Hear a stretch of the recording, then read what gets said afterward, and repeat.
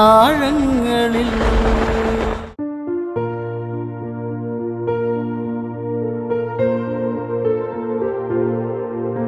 തീരത്തേക്കെത്തുന്ന ഓരോ തിരയും നൽകുന്നത് പ്രതീക്ഷകളാണ്.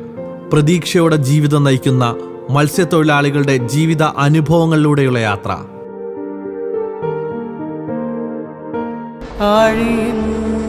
ആഴങ്ങളിൽ. ഇത് എജി അൻഡ്രാഡി. കൊല്ലം ജില്ലയിൽ ജീവിച്ചിരിക്കുന്ന മത്സ്യത്തൊഴിലാളികളിൽ മുതിർന്ന മത്സ്യത്തൊഴിലാളിയാണ് ഇദ്ദേഹം.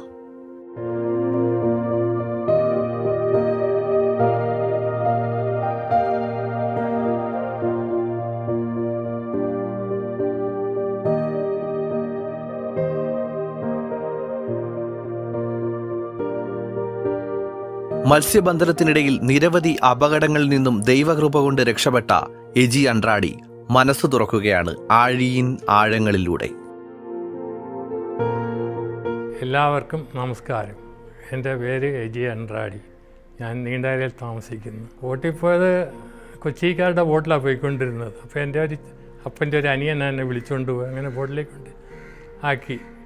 അങ്ങനെ ഞാൻ പണിക്ക് പോയി. ഇങ്ങനെ ഒത്തിരി അപകടങ്ങൾ സ്ഥിതിയൊക്കെ ഉണ്ടായിട്ടുണ്ട്. ആ അപകടത്തെ പറ്റി പറയുകയാണെങ്കിൽ, ഞാൻ മുനമ്പത്തുനിന്ന് ഒരു ബോട്ട് കെട്ടിക്കൊണ്ട് വന്നു. മുനമ്പത്തുകാരുടെ അവിടെയാണ് ഞങ്ങൾ ബോട്ട് പിടിച്ചുകൊണ്ടിരുന്നത്. കൊച്ചിക്കാരുടെ ഒരു ബോട്ട്. മുനമ്പം അഴി കയറിയപ്പം ഭയങ്കര കടൽക്ഷോഭവും കാറ്റും കൂടായി. ഓടിച്ചു വരാൻ പറ്റാത്ത സ്ഥിതിയായി. എന്തായിരുന്നാലും അങ്ങനെ വളരെ ഇതായിട്ട് ഞാൻ ദൈവത്തിനെയൊക്കെ വിളിച്ച് അവിടുന്ന് ഒരുമാതിരി രക്ഷപ്പെട്ടു. എന്നെ കെട്ടിപ്പിടിച്ച് കരയുക എൻ്റെ കൂടെയുള്ള ആളുകൾ. അങ്ങനെ അവിടുന്ന് എന്തായാലും അവിടുന്ന് രക്ഷപ്പെട്ട് ദൈവമേ എന്ന് വിളിച്ചിട്ട് തന്നെ ആ പോകുന്നതും വരുന്നതെല്ലാം. അങ്ങനെ എന്തായാലും ഞങ്ങൾ അവിടുന്ന് രക്ഷപ്പെട്ട് ഇവിടെ കൊച്ചി വന്ന് കയറി. ആ ബോട്ട് കെട്ടിക്കൊണ്ട് വന്നത് അതാ ത്യാഗമായിപ്പോയത്. ഒറ്റയ്ക്ക് ഓടി വരികയല്ലല്ലോ. അങ്ങനെ അവിടെ കൊണ്ടുവന്ന് കെട്ടി. പിന്നെ അവിടെ കൊച്ചിയിലൊരു വേറൊരു കമ്പനിയുടെ ബോട്ടിൽ പോയി ഞാൻ. റാലി എന്ന് പറയും, അല്ലെങ്കിൽ അത് റാലി കമ്പനി എന്ന് പറയും. അവർക്ക് 22 ബോട്ടുണ്ട് റാലി കമ്പനിക്ക്. അതിലൊരു ബോട്ട് ഞാൻ പോയായിരുന്നു. അതിൽ പോയപ്പോഴൊന്നും വലിയ ഇതൊന്നുമില്ല, വലിയ പ്രയാസങ്ങളൊന്നും ഉണ്ടായി. ഇവിടെ വന്ന് നീണ്ടാര വന്നതിന് ശേഷം കല്യാണം കഴിച്ച് നീണ്ടാര വന്ന് കൂടി ഒരു ബോട്ടിൽ പോയി. ബോട്ടിൽ ഒത്തിരി ആൾ കൊണ്ടായി പോയിക്കൊണ്ടിരുന്നത്. അന്നേരം ഇതുപോലെ ഒരു പ്രാവശ്യം എന്നെ വന്ന് വിളിച്ചിട്ട് എനിക്ക് അന്നേരം പോകാൻ പറ്റില്ല. എന്തോ ഒരു കുഴപ്പം കൊണ്ട് ഞാൻ പറഞ്ഞു, ഇയാൾ വേറൊരാളെ വിളിച്ചു വിടും, ഞാൻ വരുന്നില്ലെന്ന് പറഞ്ഞു. അന്ന് ആ ബോട്ട് മുങ്ങി 2 പേരെ ആ ബോട്ടിലെ ആളുകൾ മരിച്ച്. അതാണ് എൻ്റെ സംഗതികൾ. അതൊക്കെ ദൈവത്തിൻ്റെ കളിയാണ്. ഞാൻ ഒത്തിരി കടലുള്ളപ്പോഴൊക്കെ ബോട്ട് പോയിട്ടുണ്ട്. വളരെ ത്യാഗങ്ങൾ അനുഭവിച്ചിട്ടുണ്ട്. ദൈവം കര വരാമെന്ന് വിചാരിച്ചിട്ടില്ല. അങ്ങനെയൊക്കെ വളരെ ത്യാഗങ്ങൾ അനുഭവിച്ചതാണ്. കടലിൽ പോക്കെന്ന് പറയുന്നത് ജീവൻ പണയം വെച്ച് പോവുക. അത് ഇപ്പോഴത്തെ ഈ വള്ളമോ അല്ലെ മറ്റൊന്നും പോകുന്ന പോലെ അല്ല. ഏത് കടലുള്ള സമയത്തും അന്ന് ആ കാലത്ത് ബോട്ട് പോകുമായിരുന്നു. പിന്നെ എല്ലാം ദൈവത്തിൻ്റെ അനുഗ്രഹം. അല്ലേ പിന്നെ ഞാൻ അതുവരെ പോയിക്കൊണ്ടിരുന്ന ആ ബോട്ടിൽ ഞാൻ തന്നെ വേറെ ആളെ വിളിച്ചു വിട്ട് അതിലന്ന് 2 പേരാണ് മരിച്ചത്. ബോട്ട് മുങ്ങി. ആ ബോട്ടും പോയി.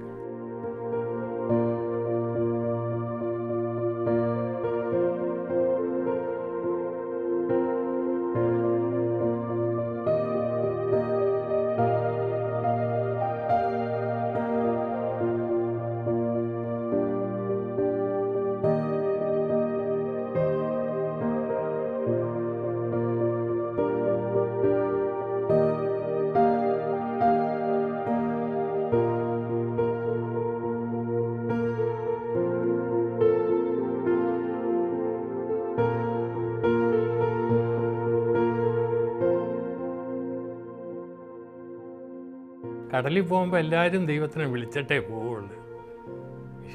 ദൈവത്തിൻ്റെ വിശ്വാസം ഉള്ളവർ തന്നെ അത് പോകുന്നത്. അങ്ങനെ അതിൻ്റെ അനുഭവം. നമ്മളായാലും തിരമാലകൾക്കൊക്കെ നമ്മളിങ്ങനെ മുന്നോട്ട് കയറി പോകുമ്പോഴേ ദൈവത്തിനെ വിളിക്കും. ചില തിര വരുന്ന കണ്ടേച്ചും ദൈവത്തിനെ വിളിച്ചു പോകും. ആരും ഏത് മനുഷ്യനും അന്നേരം വിളിക്കും. ഈശ്വരൻ ഇല്ലെന്ന് പറയാവുന്ന ആളെ അന്നേരം വിളിച്ചു ദൈവമേ എന്ന് വിളിക്കും. ഒത്തിരി അനുഭവിച്ചുണ്ട്.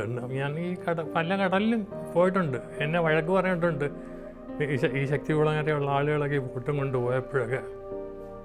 അങ്ങനെയൊക്കെ ഒരു സ്ഥിതിയിൽ നമ്മൾ പോയിട്ടുണ്ട്. പിന്നെ ഒത്തിരി അപകടങ്ങൾ ഈ പറഞ്ഞ പോലെ അന്ന് ധീരാജൻ ബോട്ടിൽ പോയിക്കൊണ്ടിരിക്കുമ്പോൾ ഞാൻ പറഞ്ഞു ഞാൻ നാളെ വരുന്നില്ല, ഇയാൾ വേറെ ആളെ വിളിച്ച് വിടും. ആ ബോട്ട് അന്ന് മുങ്ങി 2 പേര് മരിച്ചു. അങ്ങനെയൊക്കെ ഒത്തിരി അനുഭവങ്ങൾ നമുക്ക് ഉണ്ട്. പിന്നെ ഞങ്ങളുടെ ബോട്ടിൻ്റെ കാര്യം, ഞാൻ പിന്നെ അഴീക്കൽ നിന്ന് വന്നത് ഇവിടെ വന്ന് 27ാമത്തെ വയസ്സിലെ കല്യാണം കഴിച്ചു.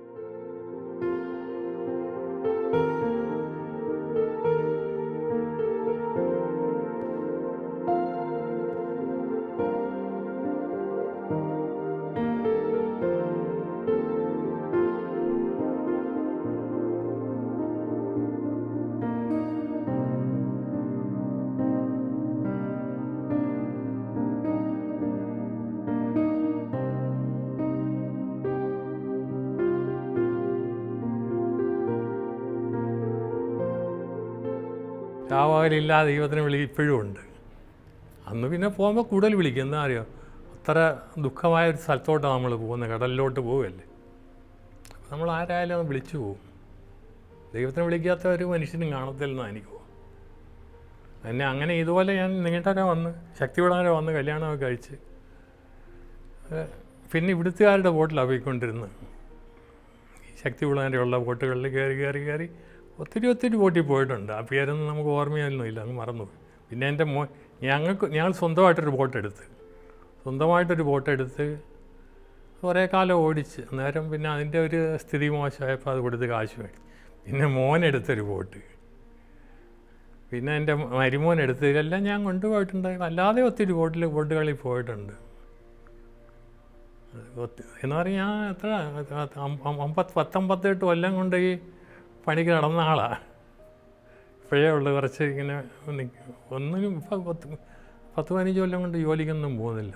സുനാമി ഉണ്ടായി, ഒത്തിരി ആളുകൾ മരിച്ച്. നമ്മുടെ ശക്തികുളങ്ങര മരിച്ച്. ഈ നീണ്ട ഏരിയ അടുത്ത ഏരിയയിലുള്ള ആരും മരിക്കാൻ. ഞങ്ങളുടെ വീടും കടപ്പുറം അരികിനാണ്. എന്നിട്ടൊന്ന് ആളുകളെല്ലാം പോയി. ഞങ്ങൾ കുറേ ആളുകൾ, എൻ്റെ മോനൊക്കെ ഇവിടുന്ന് അവിടെ കണ്ട് വേറെ സ്ഥലത്ത് പോയിരുന്നു. എൻ്റെ അനിയൻ്റെ മോളാണ് ടീച്ചറായത് ഇംഗ്ലീഷ് മീഡിയം സ്കൂളിൽ. പിന്നെ ക്ഷോഭം കടൽ പറ്റി പോകുന്നത് കണ്ട് അവർ ഓടി പടിഞ്ഞാറി വന്നപ്പോൾ തിര വന്ന് അടിച്ച് പിറ്റേ ദിവസം ആളെ കിട്ടുന്ന മരിച്ച്.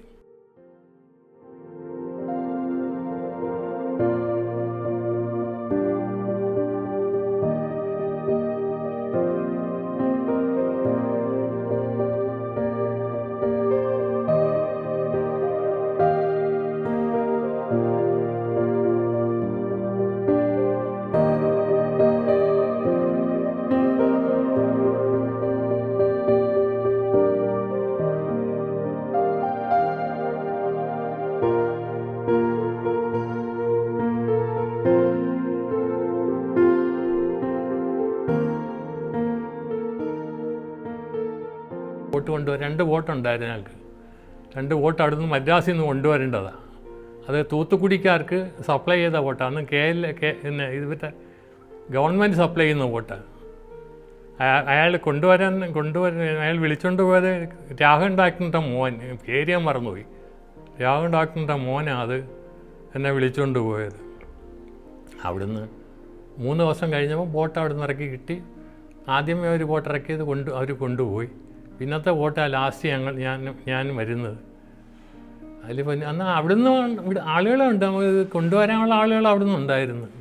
ഇതിനിടയ്ക്ക് പിന്നെ മദ്രാസ് പോണ്ടിച്ചേരിയിൽ ആങ്കർ ചെയ്ത് ബോട്ട്, പിന്നെ വേളാങ്കണ്ണി ആങ്കർ ചെയ്ത്, പിന്നെ ഇവിടെ രാമേശ്വരത്തെത്താൻ കുറേ സമയം എടുത്തു. എന്തായാലും അന്നേരം ഒരു ഭയങ്കര കാറ്റും കോളും പൈശ്വരമായിട്ട് വന്ന് എന്തായാലും രക്ഷമായിട്ട്. ഇതിനിടയ്ക്കൊരു സംഭവം അതിനപ്പുറത്തുണ്ടായിപ്പോയി. ബോട്ട് ഉറച്ചിരുന്ന് എണ്ണ അടിക്കുന്ന ബാരലുണ്ടായിരുന്നു ബാക്കിൽ വശം. അത് ഉരുട്ടി മാറ്റിയപ്പോൾ എൻ്റെ കാലിൻ്റെ ഞരമ്പൊക്കെ മുറിഞ്ഞ് അങ്ങനെയൊക്കെ. പിന്നെ അതിൻ്റെ റഡർ അടിച്ച് വളഞ്ഞു പോയി. പിന്നെ അതൊക്കെ തല്ലി നൂത്തിയൊക്കെ ഒരു പരുവത്തിൽ രാമേശ്വരത്ത് എത്തിയത്. പിന്നെ രാമേശ്വരത്ത് വന്നാൽ പിന്നെ പ്രശ്നമൊന്നുമില്ല. പടിയാറ് നമ്മുടെ അറേബ്യൻ കടലിലോട്ട് വന്നു കഴിഞ്ഞു. കൊച്ചു പ്രായം മുതൽ മത്സ്യപിടുത്തത്തിന് പോയിട്ടുള്ള ആളാണ്. കായലിൽ കോരാൻ പോകുമെന്ന് പറയും, പിന്നെ കക്ക ഓട്ടി വാരാൻ പോവും, പിന്നെ വീശാൻ പോവും, പിന്നെ കമ്പോലി വിടാൻ പോവും, പിന്നെ വള്ളത്തിൽ പോവും, അല്ലാതെ വള്ളത്തിൽ. അങ്ങനെയൊക്കെ ഇങ്ങനെ പോയിക്കൊണ്ടിരുന്ന ഒരാളാണ് ഞാൻ. കപ്പ പോലും കിട്ടത്തില്ല. നമ്മളിപ്പോൾ തിന്നുന്ന കപ്പ നല്ല കപ്പയല്ലേ, ആ കാലത്ത് കപ്പ പോലും കിട്ടത്തില്ല, കട്ടൻ കപ്പയാണ്. ഞാൻ എൻ്റെ അമ്മയൊക്കെ കൊണ്ടുവന്ന് ഇത് അരിഞ്ഞൊക്കെ എടുക്കുമ്പോൾ ആദ്യമേ കുറച്ച് പച്ചക്ക് തിന്നു, പിന്നെ കുറച്ച് വാടിയപ്പം തിന്ന്, പിന്നെ കുറച്ച് പിന്നെ അത് റെഡിയാക്കി കഴിക്കും. 4 മണിയാകുമ്പോൾ ഒരു ഛർദിലാണ്. 4 മണിക്ക് ഒരു ഛർദിൽ തുടങ്ങിയാൽ ഒരു അമ്മ ചെയ്യുന്നത് എന്താ അറിയാം, എണ്ണ തലയെ വെച്ച് വെളിച്ചെണ്ണ തലയെ തേച്ച് കുളിപ്പിക്കും. ആ കാലം അത് അരി കിട്ടാത്ത കാലമാണ്. ഗോതമ്പ് വെള്ളം പോലും കിട്ടാത്തില്ല ശരിയായിട്ടും, ഗോതമ്പും ഇല്ല, അരി കിട്ടാത്ത കാലം. അങ്ങനെയൊക്കെ ഒത്തിരി പ്രയാസങ്ങൾ അനുഭവിച്ചിട്ടുണ്ട്. ഞാൻ എൻ്റെ ജീവിതത്തിൽ ഈ മത്സ്യപിടുത്തമായിട്ട് ഇനി ചെയ്യാൻ ഒന്നുമില്ല. വീട്ടിൽ തുരുത്തേക്കാരെന്നും പറയുന്ന ഒരു പാർട്ടി ഉണ്ടായിരുന്നു അവിടെ. അവർ ഈ ഇടവയ്ക്ക് കൊടുത്തുകൊണ്ട് പോയതാണ്. അവിടെ അന്ന് ആദ്യത്തെ പള്ളി പിന്നെ കടൽ കയറിപ്പോയി, അത് വളരെ പടിയാറായി ഇപ്പം. പിന്നെ പഴയ പള്ളി അത് പൊളിച്ച് കളഞ്ഞ് പിന്നെ പുതിയ പള്ളി ഇപ്പോൾ വെച്ചിരിക്കുക. 3ാമത്തെ ട്രിപ്പാണ് പള്ളി ഇപ്പോൾ വെച്ചേക്കുന്നത്. പിന്നെ ഞങ്ങൾ 11 മക്കൾ, 12 മക്കളായിരുന്നു. ഒരു കൊച്ചു മാത്രം ഒരു വയസ്സിലങ്ങോട്ട് മരിച്ചു പോയി. പിന്നെ 11 പേരുണ്ട്, അതിലിപ്പോൾ ഒരു പെങ്ങൾ മരിച്ച്. ഇനി 10 പേരുണ്ട് ഞങ്ങൾ. അതിൽ ഈ മൂത്തത് ഞാനാണ്. കടലിൻ്റെ ലക്ഷണങ്ങൾ കാണാൻ ഒരുമാതിരിപ്പെട്ട ഈ കടലിൽ പോക്കുകാർക്കെല്ലാം അറിയാം. പിന്നെ എനിക്കറിയാവുന്ന ഒരു കാര്യം എന്ന് പറഞ്ഞാൽ, ഞാനൊരു ബോട്ടിൽ ഇതുപോലെ പോയിക്കൊണ്ടിരുന്നപ്പോൾ ഒരാളിന്, ഞാൻ അന്ന് ബോട്ട് കൊണ്ടുപോകുന്ന ആളാണ്, ഒരാളിന് ഒരു അറ്റാക്ക് വന്നു എന്ന് പറയാൻ, ആ അറ്റാക്ക് വന്നിടത്തു നിന്ന് ഓടി ഇവിടെ വരണമെങ്കിൽ 2 മണിക്കൂർ ഏറ്റവും കുറഞ്ഞതാവും. അങ്ങനെ ഇവിടെ കൊണ്ടുവന്ന അയാൾ എന്തായാലും പൊക്കി ഇറക്കി. പിന്നെ ഞാൻ കണ്ടിട്ടില്ല അയാൾ രക്ഷപ്പെട്ടോ ഉണ്ടോ ഇല്ലയോ ഒന്നും അറിയത്തില്ല. ഞാൻ അന്ന് വേറൊരു പാർട്ടിയുടെ ബോട്ടിൽ പോയിക്കൊണ്ടിരുന്നു, അവിടെ അക്കരെ കൊണ്ടുപിടുത്തപ്പോൾ അവർ കൊണ്ടുപോയി ആളെ. പിന്നെ അത് എനിക്കറിയത്തുള്ളൂ, എല്ലാ കാര്യമൊന്നും അറിയത്തില്ല.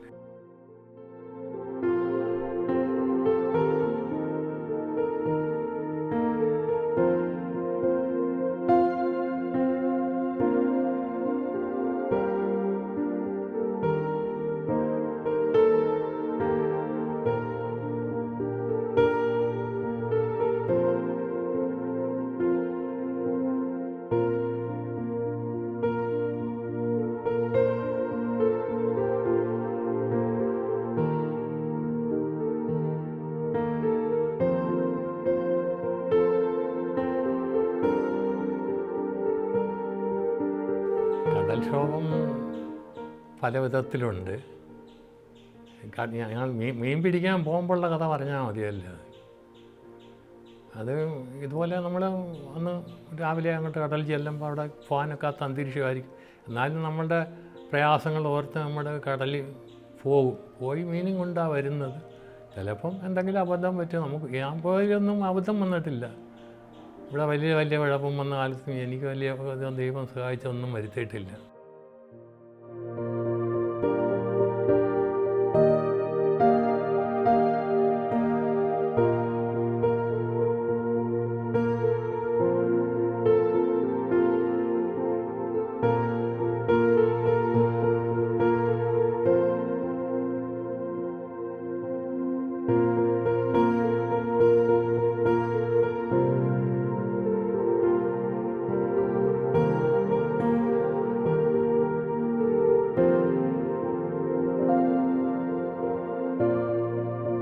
എനിക്ക് 4 മക്കളാണ്.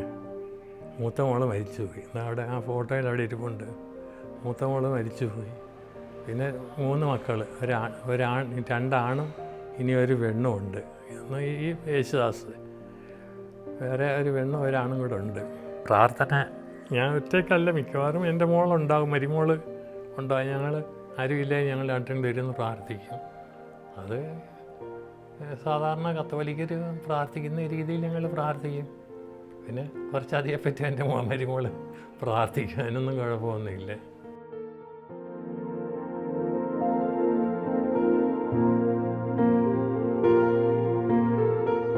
എജി അൻഡ്രാഡിയെക്കുറിച്ചുള്ള ഓർമ്മകൾ പങ്കുവെക്കുകയാണ് അദ്ദേഹത്തിന്റെ സഹോദരൻ നെൽസൺ അൻഡ്രാഡി.